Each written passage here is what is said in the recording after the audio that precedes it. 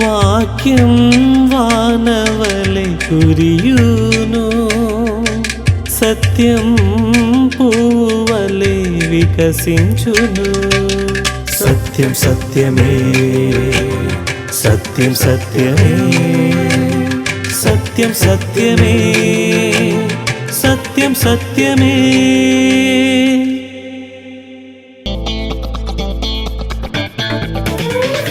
జీవితమనే మజిలీలో యేసయ్యలోనే ఉంది మజా, అసలైన మజా, నిజమైన మజా.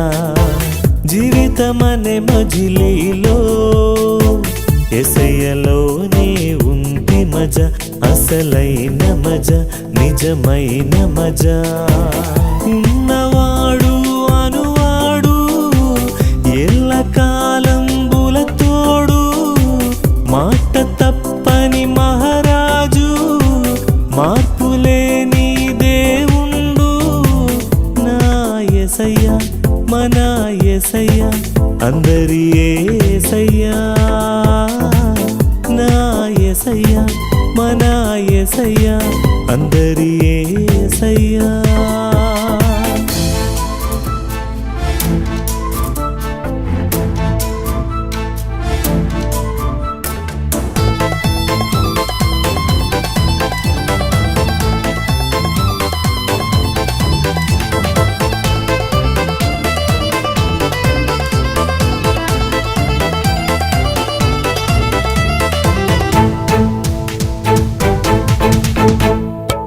కృంగి ఉన్నావా, కుమిలి ఉన్నావా, కరకు నేలపై కూలి ఉన్నావా. కృంగి ఉన్నావా, కుమిలి ఉన్నావా, కరకు నేలపై కూలి ఉన్నావా. కనికరించే యేసయ్యా, కరుణ హస్తము చాపనుగా, చింత ఎందుకు ఓనేస్తావు, అందుకో మరి ప్రభు హస్తం. నా నేస్తమా యేసుని నమ్ముమా, చింతను వీడుమా. నా నేస్తమా యేసుని నమ్ముమా, చింతను వీడుమా. జీవితమనే మజిలీలో యేసయ్యలోనే ఉంది మజా, అసలైన మజా, నిజమైన మజా.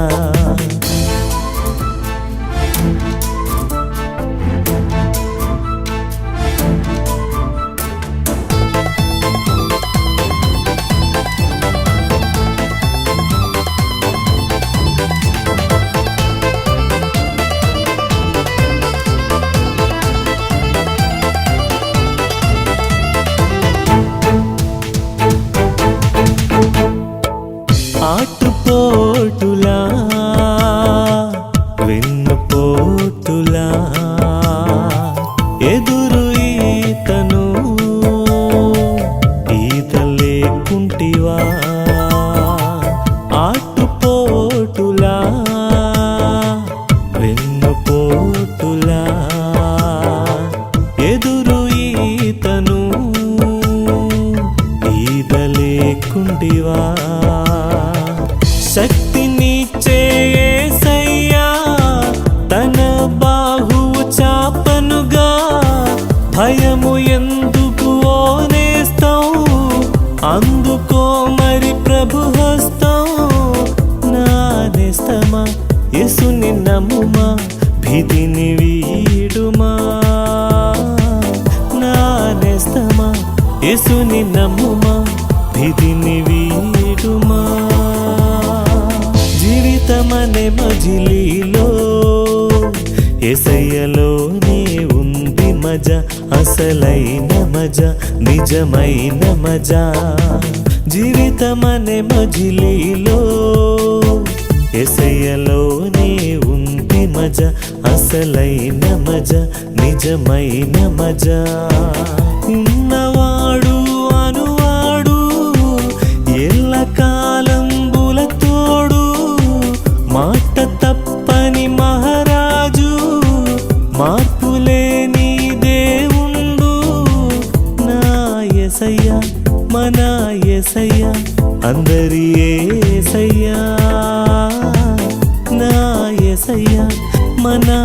యేసయ్యా అందరి యేసయ్యా అందరి యేసయ్యా అందరి యేసయ్యా. అగాపే గాస్పల్ మినిస్ట్రీస్ వారు సమర్పించు సత్యం సత్యమే అనే ఈ సువార్త సందేశ కార్యక్రమానికి స్వాగతం, సుస్వాగతం. సత్యం సత్యమే.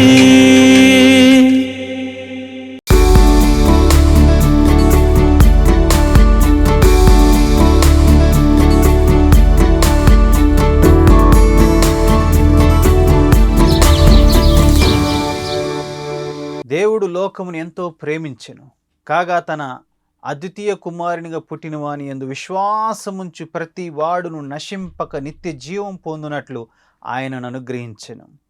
తండ్రి అయిన దేవుడు నిన్ను ప్రేమించి తన కుమారుణ్ణి ఈ లోకానికి పంపించాడు. ప్రభువైన యేసుక్రీస్తు వారు నిన్ను ప్రేమించి నీ కోసం తన ప్రాణాన్ని అర్పించారు. ఈ సందేశం ద్వారా పరిశుద్ధాత్మ దేవుడు నిన్ను ప్రేమిస్తూ ఈ విషయాన్ని నీకు అర్థమయ్యేటట్లు చేస్తూ ఉన్నాడు. కాబట్టి మిత్రమా, సహోదరి, సహోదర, దయచేసి ఈ షరతు లేని దేవుని ప్రేమను గుర్తెరి ఆ ప్రభు ప్రేమను అంగీకరించవలసిందిగా నీకు ప్రేమతో మనవి చేస్తూ ఉన్నాను. రెండవదిగా, గాడ్స్ లవ్ ఈస్ అన్చేంజింగ్. దేవుని ప్రేమ మార్పు లేనటువంటిది, అన్చేంజింగ్, మార్పు లేనటువంటిది. ఒకసారి ఒక అబ్బాయి ఒక అమ్మాయి టూరిస్టు ప్రాంతంలో సూసైడ్ స్పాట్ ఉంటుంది కదా, ఆ స్పాట్ దగ్గరికి వెళ్ళి ఇక నుంచి మనం బతకడం కష్టం, మన ప్రేమను మనం ఎట్లా బతికించుకోలేకపోతా ఉన్నాము, మనం ఎట్లా పెళ్లి చేసుకునే పరిస్థితులు లేవు, ఇంట్లో వాళ్ళు ఒప్పుకోవట్లేదు, కాబట్టి ఇద్దరం చచ్చిపోదాం అని చెప్పేసి ఆ సూసైడ్ స్పాట్కి వచ్చేసి ఆ పాయింట్లో నిలబడ్డారట. నిలబడి ఇద్దరం చచ్చిపోదామని చెప్పేసి 1 2 3 అని కౌంట్ మొదలుపెట్టారట. మొదలుపెట్టిన తర్వాత అబ్బాయి దూకేశాడు, అమ్మాయి మాత్రం దూకకుండా మనసు మార్చుకుని వెళ్ళిపోయిందంట. ఇక్కడ ఆ అబ్బాయి ఏమో దూకి చచ్చిపోయాడు, నాది ఎంత గొప్ప ప్రేమ అనుకున్నాడు. కానీ ఈ అమ్మాయి ఏం చేసింది, అమ్మో చచ్చిపోవడం ఎందుకు అని చెప్పేసి మనసు మార్చుకుని వెళ్ళిపోయింది. ఆ ప్రేమ మారిపోయింది. ఇక్కడ మీరు గమనించినట్లయితే ఈ లోకంలో ఉన్న ప్రేమలు మారిపోయే ప్రేమలు. ఇవాళ ఉన్నట్టుగా రేపు ఆ ప్రేమ ఉండదు. ఈ లోకం ఉన్న ప్రేమలు స్వార్థంతో కూడినవి. కానీ దేవుడి ప్రేమ మార్పు లేనటువంటిది, నిన్న నేడు నిరంతరము మార్పు లేనటువంటి గొప్ప ప్రేమ దేవుని ప్రేమ. దేవుని ప్రేమ మిత్రులారా, ఎందుకో తెలుసా, దేవుడు మార్పు లేనివాడు. నిన్న నేడు నిరంతరం యేసుక్రీస్తు ఏకరీతిగా ఉన్నాడు. నిన్న ఆయన నిన్ను బాగా ప్రేమించడం, ఈరోజు నీ మీద ప్రేమ తగ్గిపోవడం, రేపు మళ్ళా నీ మీద ఇంకా ప్రేమ తగ్గిపోవడం అలా ఉండదు దేవుడి దగ్గర. దేవుడు ఎప్పుడు కూడా ఒకేలాగా నేను ప్రేమిస్తాడు. నువ్వు నిన్నేదో బాగా మంచిగా జీవించావా నేను ఎక్కువగా ప్రేమించడం, ఈరోజు ఏదో ఒక పాపను పడిపోయావని చెప్పేసి నీ మీద ప్రేమ తగ్గిపోవడం అలా ఉండదండి. దేవుడు ప్రేమ ఎల్లప్పుడూ కూడా మార్పు లేనిదిగా ఉంటుంది. మన క్వాలిఫికేషన్స్ని బట్టి, మన యోగ్యతలను బట్టి దేవుని ప్రేమ ఆధారపడలేదు. అర్హత లేని మన పట్ల ఆయన కృపలో ఎప్పుడు కూడా దేవుడు తన ప్రేమను మన పట్ల కుమ్మరిస్తూ ఉన్నాడు. కాబట్టి సహోదరి, సహోదరుడా, ఈ మార్పు చెందే ప్రేమలో ఉన్నటువంటి ఈ లోకంలో, ఇవాళ నుండి రేపు కనబడినటువంటి ప్రేమలో ఉన్న ఈ లోకంలో నేను నిరంతరము ఏకరీతిగా ప్రేమించే దేవుని ప్రేమను గుర్తిస్తావా? ఆ ప్రేమను గుర్తెరి ఆ ప్రభు పాదాల చెంతకు వస్తావా? ఆలోచించు మిత్రమా, ఆలోచించు. ఈ లోకంలో ఉన్నటువంటి ప్రేమలన్నీ కూడా మార్పు చెందేవి. ఈ లోకంలో ఉన్న ప్రేమలన్నీ కూడా చైనా ప్రేమలు లాంటివి. అది ఎలాగంటే యూజ్ అండ్ త్రో. ఇవాళ ప్రేమ ఉంటుంది, రేపు ప్రేమ ఉండదు. ఇవాళ ఒకరితో ప్రేమ, రేపు మరొకరితో ప్రేమ. ఈ ప్రేమలని మారిపోతూ ఉంటాయి. కానీ దేవుడి ప్రేమ అలాంటి ప్రేమ కాదు. దేవుని యొక్క ప్రేమ ఎలాంటిదంటే మార్పు లేనటువంటిది, మార్పు లేనటువంటిది. నీలో మార్పులు రావచ్చు, కానీ దేవుని ప్రేమలో మాత్రం మార్పు రాదు. అలా మార్పు లేకుండా ఏకరీతిగా నిన్ను ప్రేమించే గొప్పవాడు దేవుడు. ఆయన వద్దకు రావాల్సిందిగా, ఆయన నమ్ముకోవాల్సిందిగా మనం చేస్తున్నాను. ఈ లోకంలో ఉన్న మనుషులు ప్రేమిస్తున్నామని చెప్పేసి నిన్ను డిసప్పాయింట్ చేయొచ్చు, కానీ దేవుడి వద్దకు వస్తే దేవుడు నిన్ను ఎన్నటికీ డిసప్పాయింట్ చేయడు. ఎందుకంటే ఆయన ప్రేమలో మార్పు లేదు. ఎల్లప్పుడూ ఒకే రీతిగా బెస్ట్ ప్రేమతో ఆయన మనల్ని ఎప్పుడు కూడా ప్రేమించేటువంటి గొప్ప దేవుడు మన యేసయ్య అన్న విషయాన్ని మీరు గుర్తించాలి. మూడవదిగా గాడ్స్ లవ్ ఈస్ అన్ఎండింగ్. అంటే దేవుడి ప్రేమ అంతము లేనటువంటిది. దేవుడి ప్రేమ అంతము లేనటువంటిది. ఈ లోకంలో ఉన్న ప్రేమలకి అంతం ఉంది. ఏ రోజున వాళ్ళ ప్రేమ అయిపోతుందో తెలీదు. అమ్మో, వాళ్ళకి నచ్చినట్టుగా నేను ఉండకపోతే వాళ్ళు ప్రేమించరో అనే భయంతో మనం బ్రతుకుతూ ఉంటాం. చివరికి భార్యాభర్తల మధ్య కూడా అమ్మో, నేను మా ఆయన గారికి నచ్చినట్టుగా ఉండకపోతే మా ఆయన గారు నన్ను ప్రేమించడేమో, లేకపోతే మా ఆవిడికి నచ్చినట్టుగా నేను ఉండకపోతే మా ఆవిడ నన్ను ప్రేమించదేమో అని ఇట్లాంటి భయాల మధ్య మనము బ్రతుకుతూ ఉంటాము. కానీ దేవుడి ప్రేమ విషయంలో అలాంటి భయం మనకు అవసరం లేదు. ఎందుకంటే దేవుడి ప్రేమకు అంతము లేదు.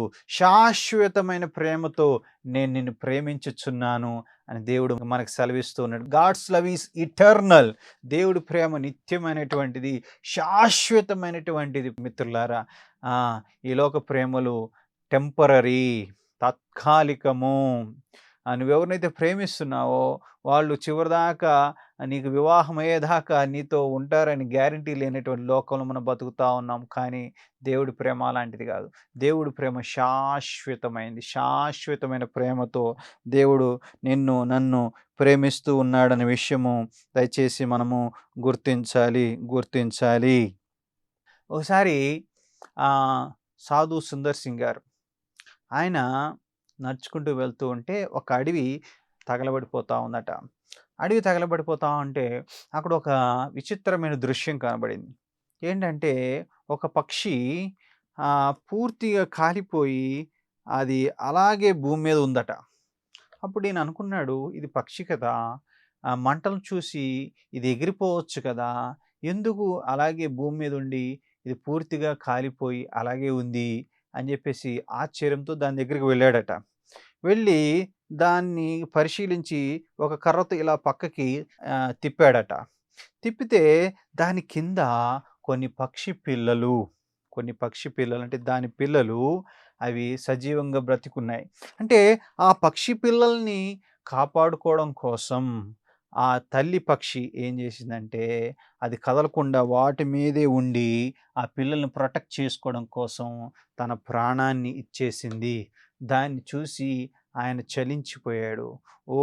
అప్పుడు ఆయనకి దేవుడి ప్రేమ గుర్తొచ్చింది.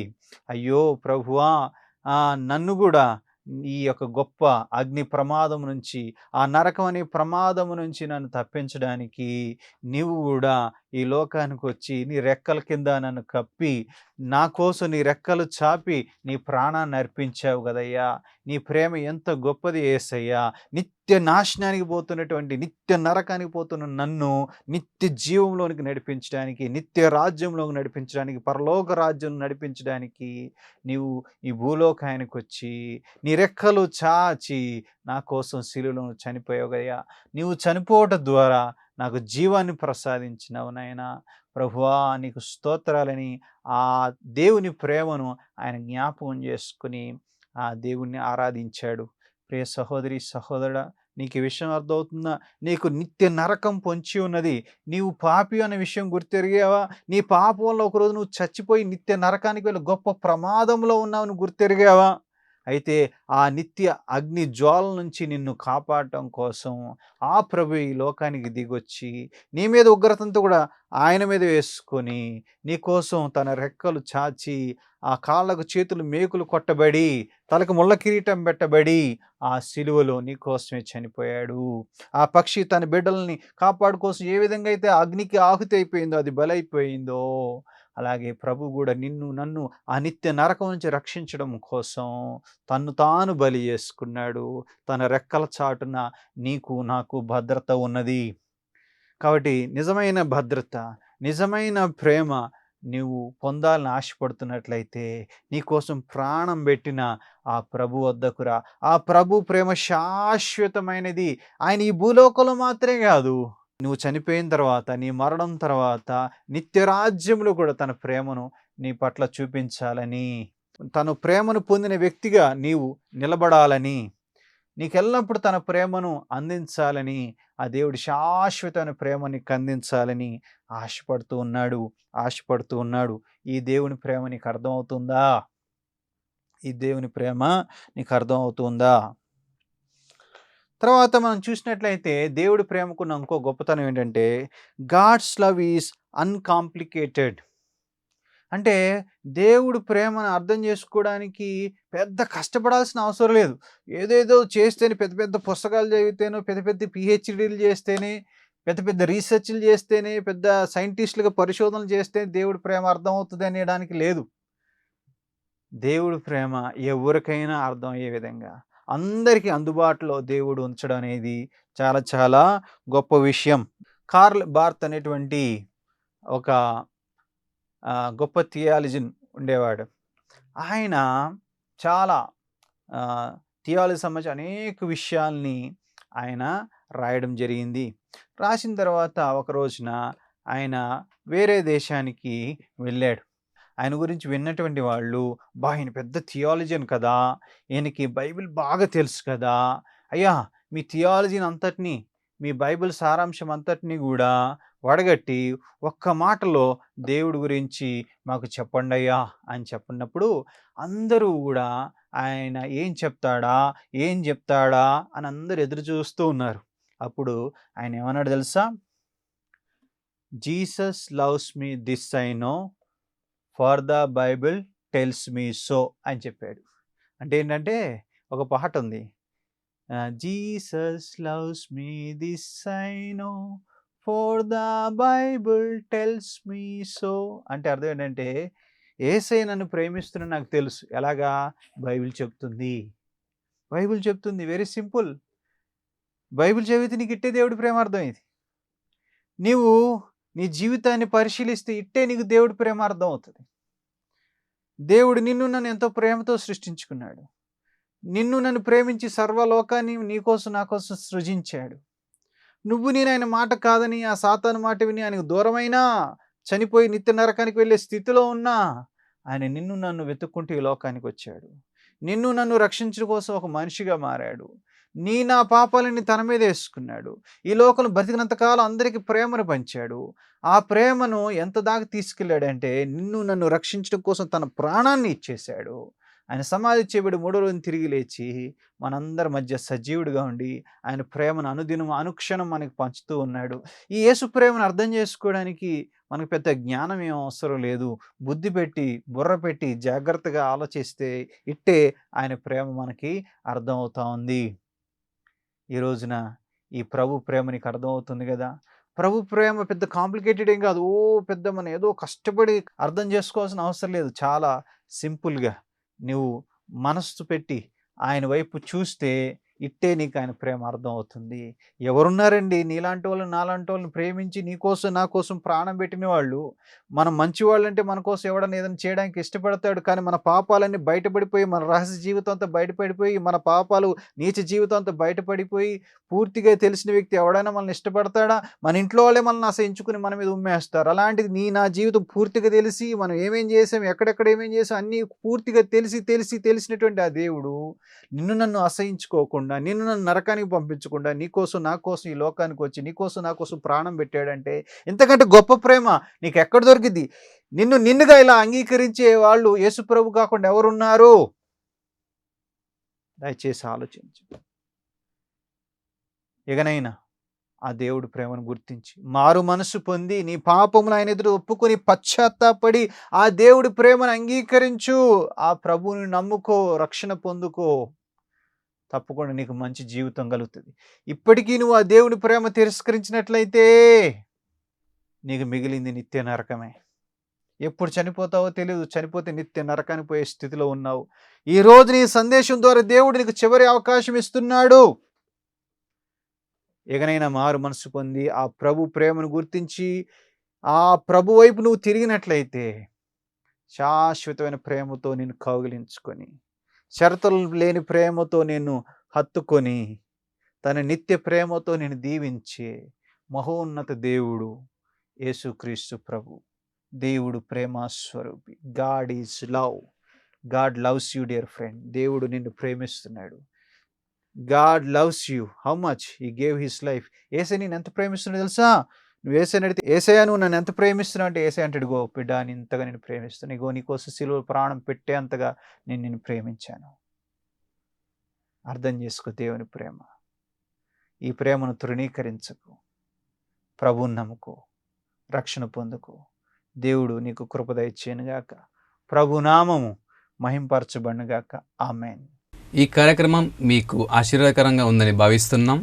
మీ యొక్క విలువైన సలహాలు, సూచనలు, మీ ప్రార్థన అవసరతలు తెలియపరిచినట్లయితే మేము మీ కొరకు ప్రార్థిస్తాం.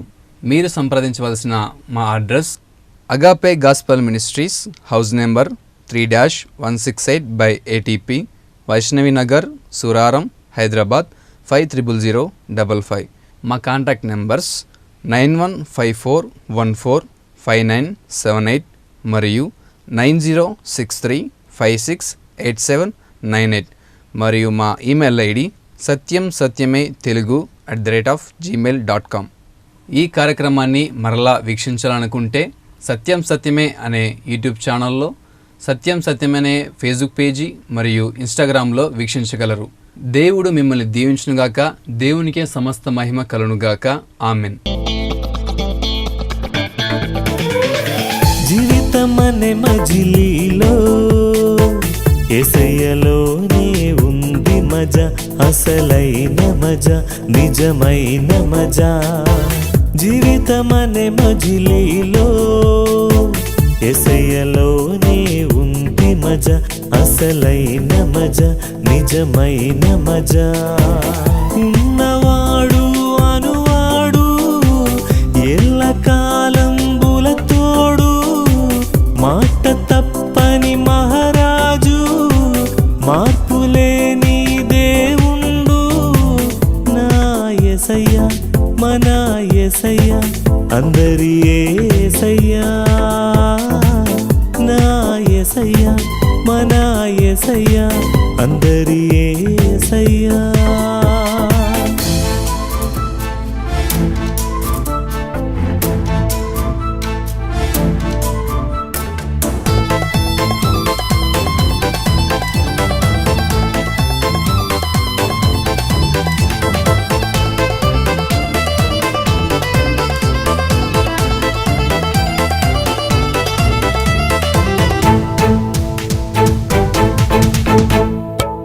కృంగి ఉన్నావా, కుమిలి ఉన్నావా, కరకు నేలపై కూలి ఉన్నావా. కృంగి ఉన్నావా, కుమిలి ఉన్నావా, కరకు నేలపై కూలి ఉన్నావా. కనికరించే యేసయ్యా, కరుణ హస్తము చాపనుగా. చింత ఎందుకు ఓనేస్తావు, అందుకో మరి ప్రభు హస్తం. నా నేస్తమా యేసుని నమ్ముమా, చింతను వీడుమా. నా నేస్తమా యేసుని నమ్ముమా, చింతను వీడుమా. జీవితమనే మజిలీలో యేసయ్యలోనే ఉంది మజా, అసలైన మజా, నిజమైన మజా.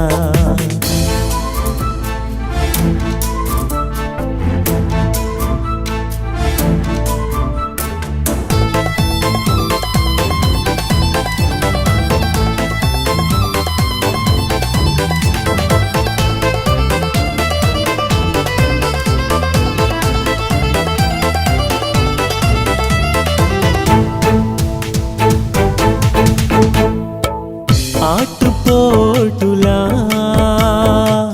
వెన్నుపోటులా ఎదురు ఈతను ఈత లేకుంటివా. ఆటుపోటులా వెన్నుపోటులా ఎదురు ఈతను ఈత లేకుంటివా. శక్తినిచ్చే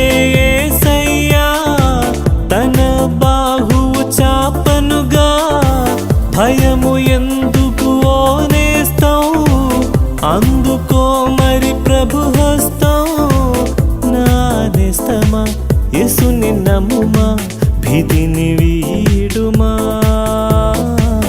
నా నేస్తమా యేసుని నమ్ముమా భీతిని వీడుమా జీవితమనే మజిలీలో యేసయ్యలోనే ఉంది మజా అసలైన మజా నిజమైన మజా జీవితమనే మజిలీలో యేసయ్యలోనే ఉంది మజా అసలైన మజా నిజమైన మజా ఉన్నవాడు అనువాడు ఎల్లకాలం బులతోడు మాట తప్పని మహారాజు మార్పులేని దేవుండు నా యేసయ్య మన యేసయ్య అందరి యేసయ్య నా యేసయ్య మన యేసయ్య అందరి యేసయ్య అందరి యేసయ్య అందరి యేసయ్య